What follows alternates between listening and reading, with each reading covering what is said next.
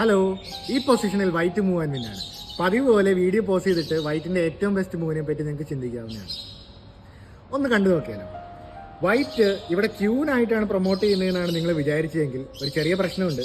ഈ പോണിനോ ഈ ബിഷപ്പിനോ കിങ്ങിനോ അനങ്ങാൻ പറ്റില്ല. അപ്പോൾ സ്റ്റെയിൽമേറ്റ് ആയി, കളി ഡ്രോ ആയി പോയി. അപ്പോൾ പോണിനെ ക്യൂനായിട്ട് പ്രൊമോട്ട് ചെയ്താൽ ഡ്രോ ആയി സ്റ്റെയിൽമേറ്റ് ആയി പോയി. ഇനി അണ്ടർ പ്രൊമോട്ട് ചെയ്ത് റൂക്കായിട്ടാണ് പ്രൊമോട്ട് ചെയ്യണമെങ്കിലും ഈ പൊസിഷനിലും മൂവ് ചെയ്യാൻ ഒന്നും വഴിയില്ല. ഈ ബിഷപ്പിന് അനങ്ങാൻ പറ്റില്ല, ഈ റൂക്കുകളുണ്ട്. കിങ്ങിനും അനങ്ങാൻ പറ്റില്ല, പോണിനും അനങ്ങാൻ പറ്റില്ല. വീണ്ടും സ്റ്റെയിൽമേറ്റ്. അപ്പോൾ പിന്നെ എന്ത് ചെയ്യും?